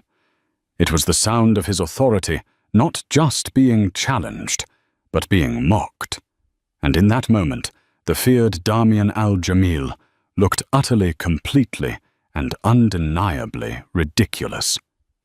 The kitchen doors swung shut behind them, and the hushed drama of the dining room was replaced by the chaotic symphony of a busy restaurant kitchen. The clatter of pans, the hiss of the grill, and the shouts of chefs seemed a world away from the icy confrontation that had just occurred. Frank let go of Clara's arm, his face a jumble of fury, fear, and a sliver of disbelief. "What in God's name were you thinking, Clara?" He hissed, his voice trembling. "Do you have any idea who that is? That's not just a rich customer. That's Damien Al-Jamil. He could buy this building and have it torn down for a parking lot by tomorrow morning if he felt like it." "He was lying, Frank," Clara said, her own adrenaline starting to recede, leaving a shaky emptiness in its wake. "I don't care if he said the sky was green with purple polka dots," Frank exclaimed, running a hand through his thinning hair. "You work here. Your job is to pour water, take orders, and smile. Your job is not to give art history lectures to men who could end your career with a single phone call. You're fired. I have no choice. You have to go. Now." Clara nodded slowly. She had known this was the inevitable outcome. "I understand." She turned and walked to the staff locker room, her legs feeling like lead. The other waitstaff averted their eyes, whispering amongst themselves. She was no longer one of them. She was a cautionary tale. She quickly changed out of her uniform and into her street clothes, jeans, and a simple sweater. As she gathered her belongings, the weight of her actions finally crashed down on her. She hadn't just lost a job. She had provoked a monster. Frank's words echoed in her mind. What if Damien didn't stop at just getting her fired?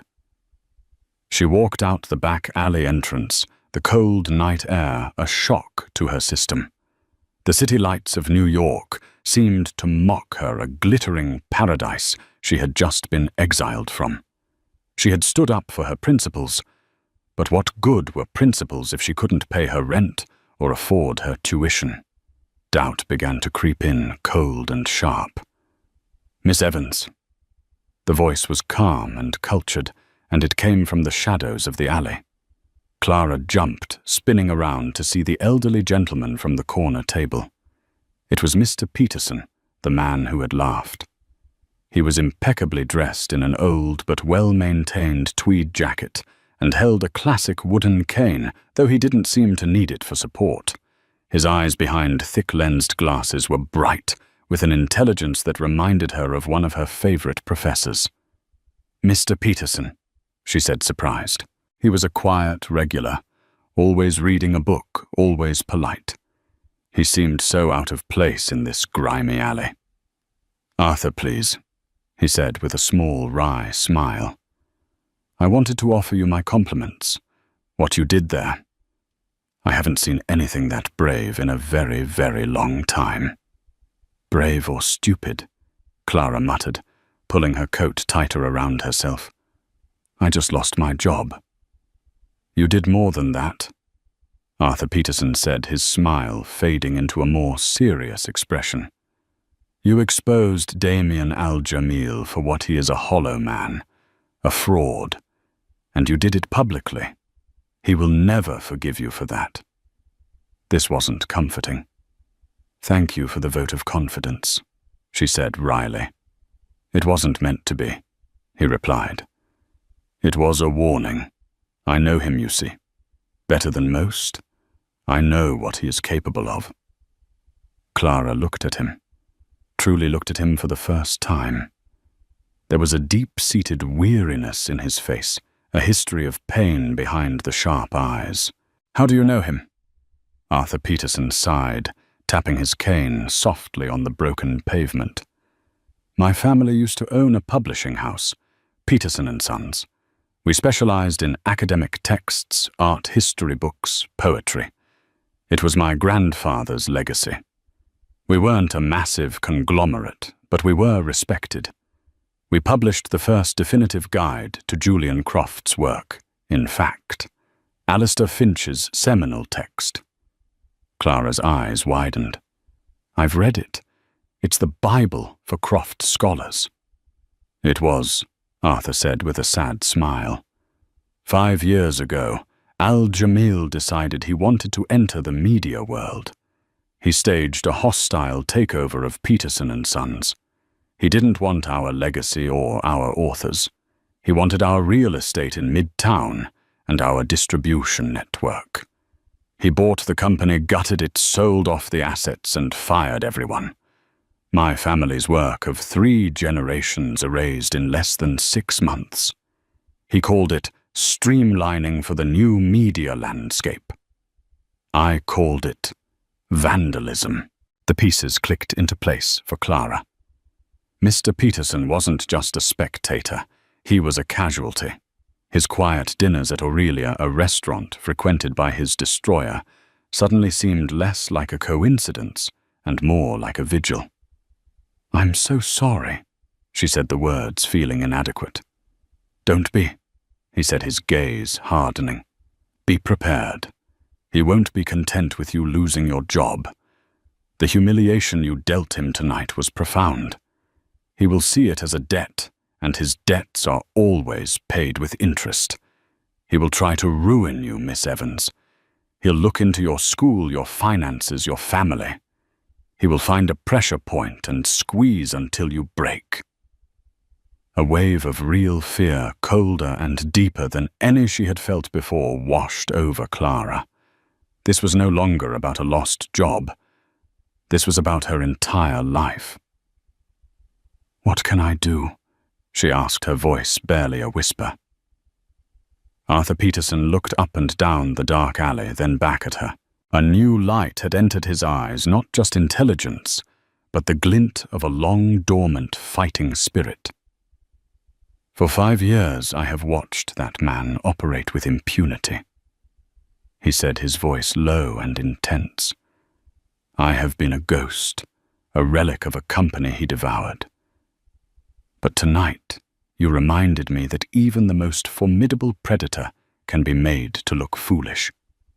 You found a chink in his armor. Not his finances, not his political connections, but his ego, his fraudulent intellectualism. He stepped closer, his expression resolute. You cannot fight him on his terms. You don't have the money or the power. But you have something he doesn't: authenticity. The very thing he pretends to value. You have the truth. He reached into his jacket pocket and pulled out a simple business card. It was old and elegant, with embossed lettering, Arthur Peterson, Peterson & Sons Publishing. The name was definitely uncrossed out. He thinks this is over, Arthur said. He thinks you are a fly he has swatted. He will move to acquire his painting, to erase tonight's embarrassment with the sheer force of his wealth. But we are not going to let him. You and I, Miss Evans, are going to give Mr. Al-Jamil a proper lesson in art history. We are going to take your truth and turn it into a weapon he never sees coming." Clara looked down at the card in her hand, then backed up at the determined old man. An hour ago she was a waitress. Now she was unemployed, a target, and an ally. She was terrified, but for the first time since she had walked away from that table, she wasn't alone. "Okay, Arthur," she said, her voice finding its strength again. "What do we do first?" Damien. Al-Jamil was not a man who tolerated humiliation. He processed it, converted it into a cold, hard fuel for revenge, and then executed that revenge with the methodical brutality of a state-sponsored demolition. The laughter of Arthur Peterson had been the spark, but Clara's final word, ridiculous, was the inferno that now burned within him. The morning after the incident at Aurelia, the siege began. It was not a physical siege with battering rams, but a modern corporate one, far more insidious and devastating. The first salvo was aimed at the restaurant itself. By 9:00 a.m., Frank Marino received a call from the holding company that owned the building on Park Avenue. Their largest shareholder, a previously anonymous offshore entity, had been bought out overnight. The new majority owner was a company named Jamil Global Holdings. An emergency board meeting was called. The agenda a review of the lease agreement with a tenant named Aurelia, which was reportedly suffering from a decline in service standards. Frank felt a cold dread creep up his spine. Damien wasn't just tearing down the parking lot. He was buying the whole street to do it. The second salvo was a targeted media strike. By lunchtime, a notorious gossip columnist for the New York Post, a man well known for being on Damien's payroll, published a blind item: which high-end eatery is letting its unhinged staff accost and insult its most valued patrons. Seems one waitress with delusions of grandeur decided to trade her tip tray for a soapbox, leading to a shocking display that has the city's elite thinking twice about their reservations. It was vague, but for those in the know, the message was clear. Aurelia was toxic. Bookings for the following weeks began to be cancelled in droves, but the most personal and terrifying assault was reserved for Clara. When she met Arthur at a small, anonymous coffee shop in the village that afternoon, her face was pale and her hands trembled as she held her phone. "He found me," she whispered, her voice strained. "I got an email this morning from the Dean of Students at Pratt. It was very formal. It said an anonymous complaint had been lodged against me regarding a potential violation of the Student Code of Conduct outside of university grounds. It says there's going to be an inquiry into whether my public behavior has brought the institution into disrepute." Arthur's face grew grim. An anonymous complaint from a man who is likely one of their most generous benefactors. The Al-Jamil wing of the architecture school, perhaps. Clara nodded numbly. It was dedicated 2 years ago. I didn't make the connection. They're putting my scholarship under review pending the outcome of the inquiry. My scholarship, Arthur. Without it, I can't. She trailed off, the implication hanging heavy in the air. "He's cutting you off at the knees," Arthur said, his voice tight with anger.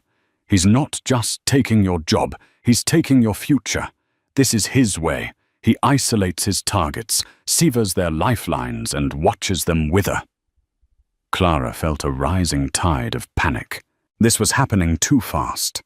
His power was immense, his reach seemingly infinite. He was a leviathan, and she was in a rowboat, frantically paddling against the tide he created. What do we do? How can we fight this? He owns everything. Not everything, Arthur said, his calm a stark contrast to her panic. He took a sip of his tea, his eyes thoughtful. He doesn't own the past. He doesn't own the truth. Right now, he is reacting with pure wounded pride. He's using a sledgehammer to kill a fly. But his focus is still on the prize that caused all this trouble, the painting. He slid a copy of an Art World journal across the table. The headline read, "Al-Jamil nears acquisition of lost Croft masterpiece." The private auction, hosted by a boutique firm named Elysian Heritage Auctions, was set for the end of the week. "This is his next move," Arthur explained.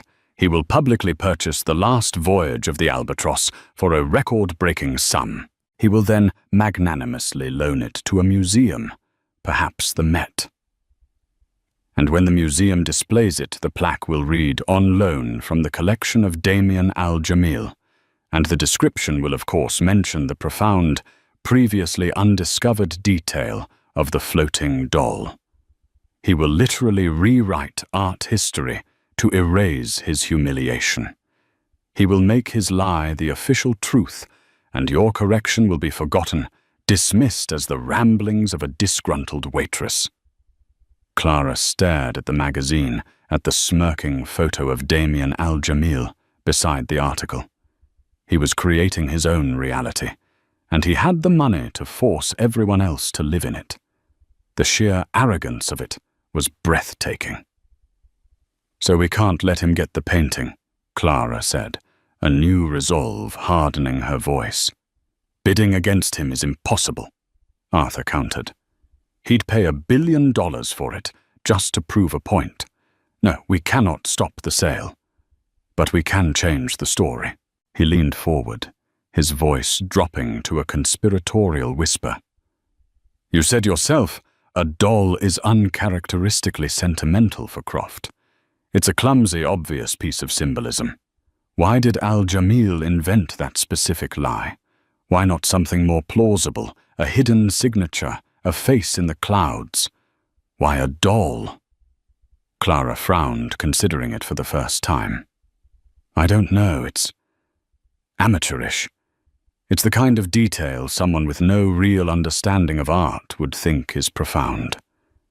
"Exactly," Arthur said, his eyes gleaming. "It's a mistake, an unforced error, and in my experience men like Damien Al-Jamil don't make mistakes without a reason. Their ego is usually too polished. This lie feels personal. It came from somewhere deep inside him. It wasn't just a random boast. It was a story he needed to tell." A new path forward began to illuminate in Clara's mind, pushing back the shadows of fear. They couldn't fight his money or his influence. The siege was unwinnable on his terms. But they could become detectives. They could investigate the lie itself. "So we don't focus on Damien," Clara said, thinking aloud. "We focus on the painting, and we focus on the doll. We need to find out everything we can about the last voyage, its history, its ownership, its journey through the last century." "Precisely," Arthur affirmed. "His power is in the present. He controls the media, the markets, the politicians. But the past is a foreign country, and its borders are not so easily controlled.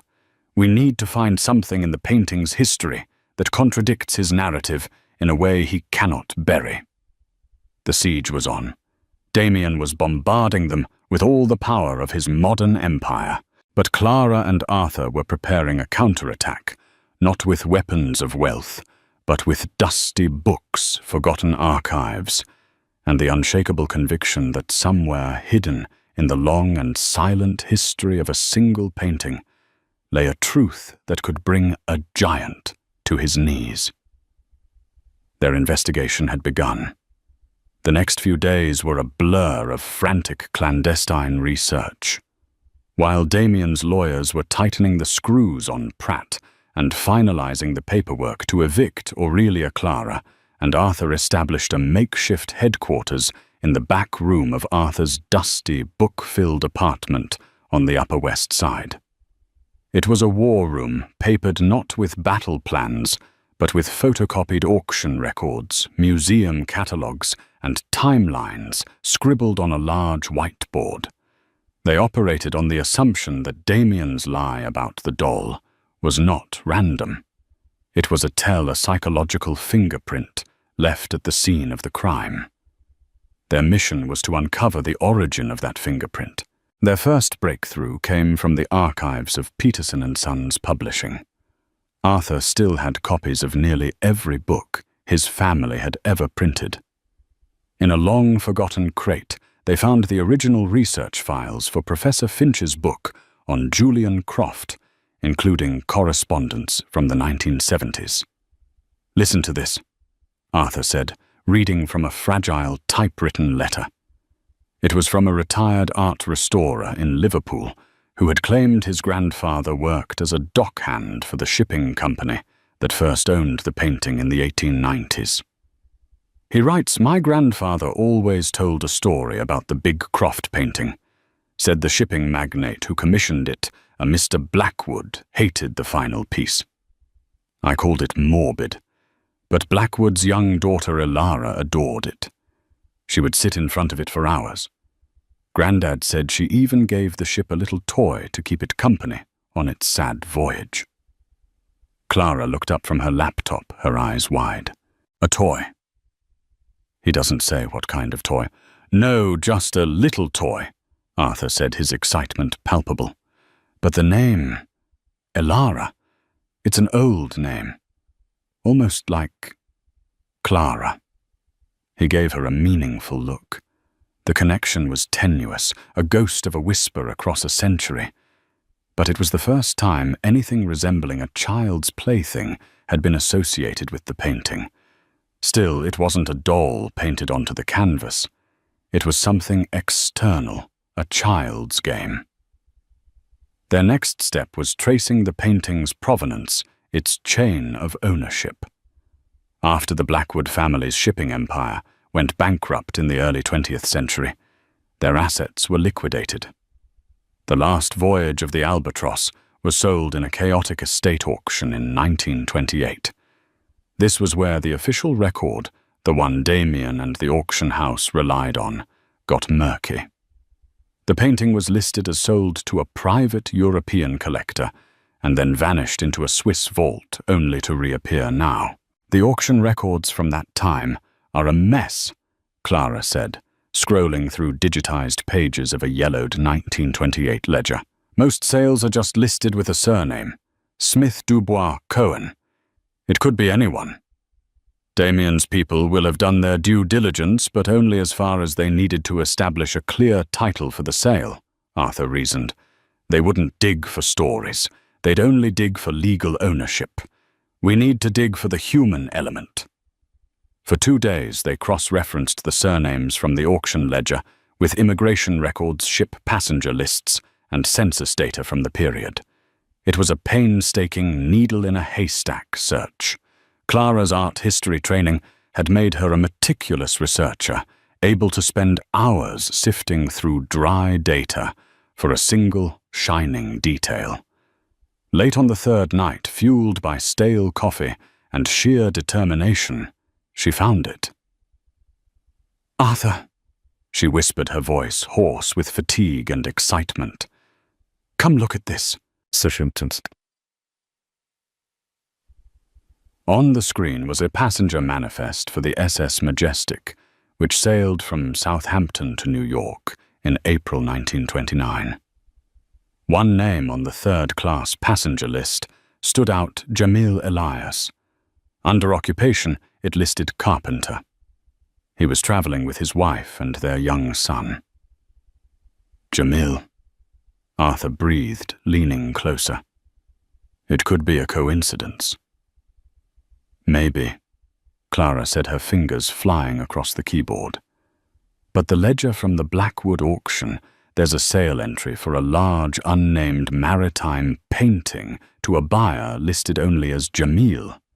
The price was £50, a huge sum for a carpenter, but not an impossible one if it was his life savings."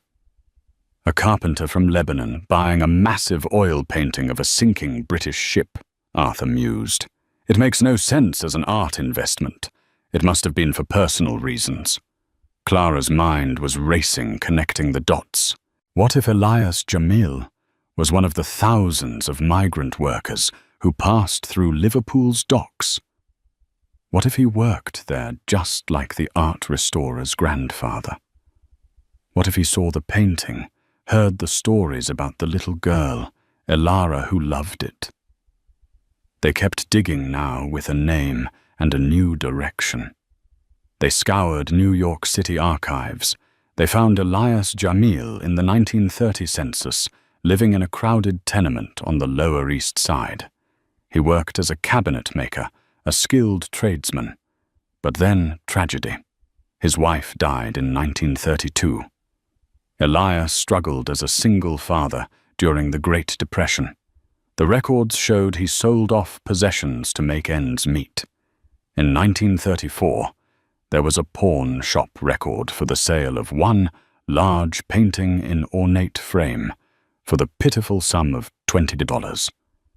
The buyer was a minor art dealer who a few years later sold his entire collection to a Swiss financier.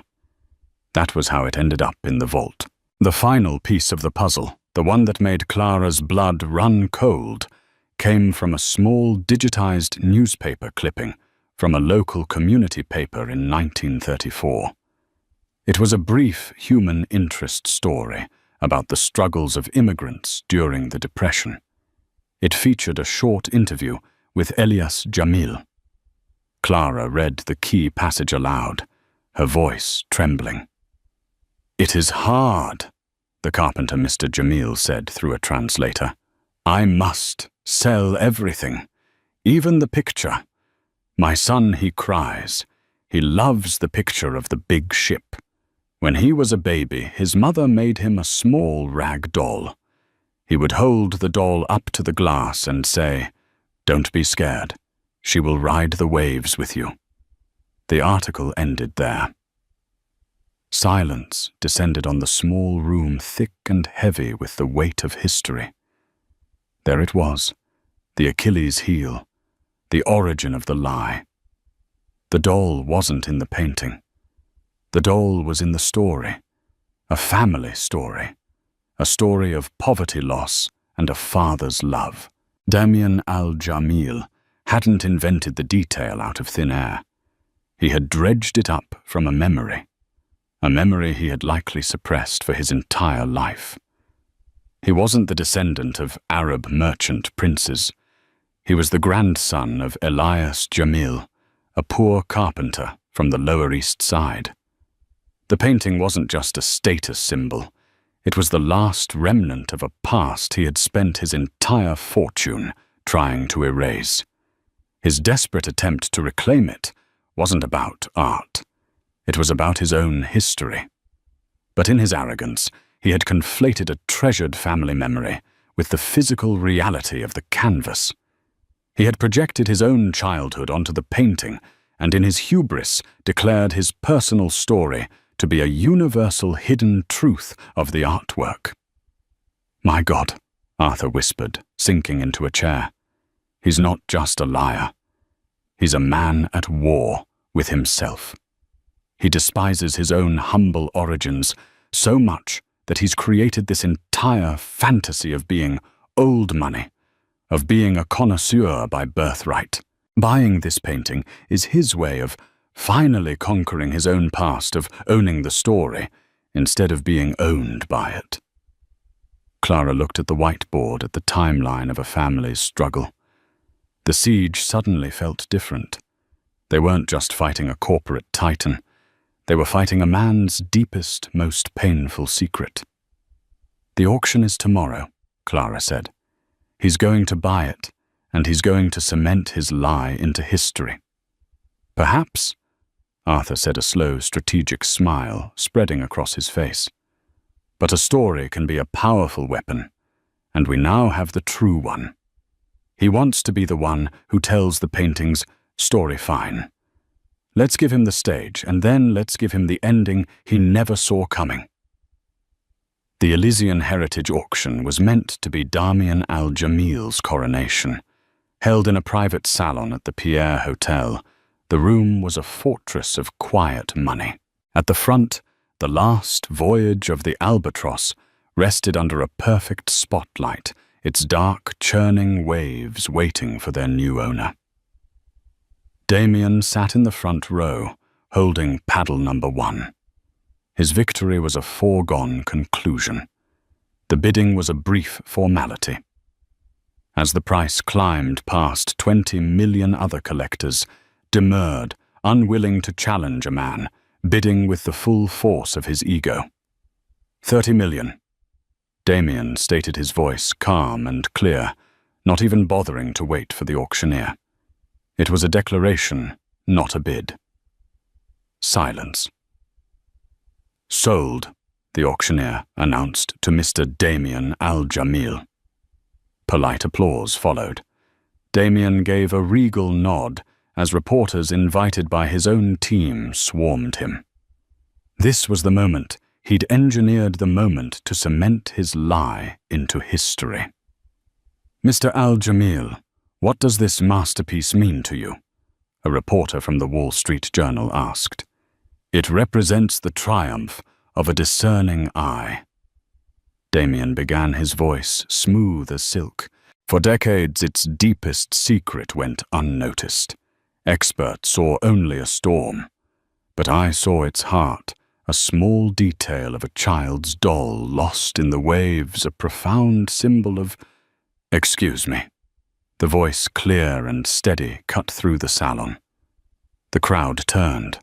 Standing at the back of the room were Clara Evans and Arthur Peterson. They hadn't been invited, but they were here.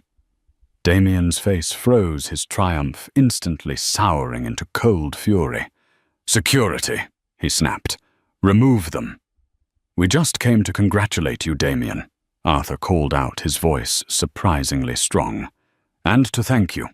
Your interest in the painting inspired us to uncover its true story. It's a wonderful American immigrant story. The reporters, sensing a far better headline, pivoted their cameras and microphones, swinging toward Clara and Arthur. The security guards paused, caught in the middle. Clara stepped forward, her eyes locked on Damien. The painting wasn't brought to this country by a wealthy collector, she said, her voice ringing with the authority of fact. It was brought here in 1929 by a carpenter from Lebanon named Elias Jamil. A gasp went through the room. Damien's face went white. He was your grandfather, Clara continued, pressing the truth into the silence. He bought it with his life savings because his young son, your father, loved the painting. That little boy had a rag doll his mother made him, and he would hold it up to the glass. There is no doll in the painting, Mr. Al-Jamil. The doll was in your father's hand. It was a beautiful family memory that you twisted into a lie to build a false identity for yourself. She held up a folder. We have it all. The ship's manifest with your grandfather's name. The pawn shop receipt from 1934, when he sold it for $20. The local newspaper article where he spoke of his son's love for the painting. She didn't yell. She simply presented the truth. In an instant, Damien's grand narrative shattered. The descendant of merchant princes was revealed to be the grandson of a poor carpenter. His $30 million purchase was no longer a trophy. It was a monument to his own shame. The titan of industry looked small, a man terrified of his own humble past. He didn't rage. He didn't speak. All the fight drained out of him. He stared at the painting of the storm-tossed ship, his expression unreadable. Then, without a word, he turned and walked out of the room, past the flashing cameras and shocked faces, a hollowed-out man finally conquered by the one thing: he could never buy the truth. The story of Damian Al-Jamil's public unraveling became a legend in New York's elite circles. The lie was more damaging than any financial scandal could ever be. His carefully crafted aura of infallibility was gone, replaced by the pitying whispers about the man who was ashamed of his own grandfather. His empire didn't crumble overnight, but its foundation was cracked. Deals became harder, rivals grew bolder, and the fear he once commanded was replaced with a quiet, knowing contempt. Clara Evans, with Arthur Peterson's help, not only had her scholarship at Pratt reinstated, but was offered a full fellowship, funded by an anonymous donor, who many suspected was a rival of Damien's, delighted by his fall. Aurelia survived, with Frank Marino developing a newfound respect for his staff. The truth of the painting, the story of Elias Jamil, became its official history, a testament to an immigrant's dream. Clara showed the world that true power isn't measured in dollars or skyscrapers. It's found in the courage to speak the truth, the integrity to honor the past, and the simple fact that no lie, no matter how grand, can withstand the quiet force of one person who knows the real story. If you were moved by Clara's courage and the incredible power of the truth, please hit that like button and share this story with someone who needs to hear it. Don't forget to subscribe to our channel and ring the bell so you never miss another tale of the underdog taking on the giants. What did you think of Damien's downfall? Let us know in the comments below. We believe in the power of stories, and with your support, we can continue to bring them to you.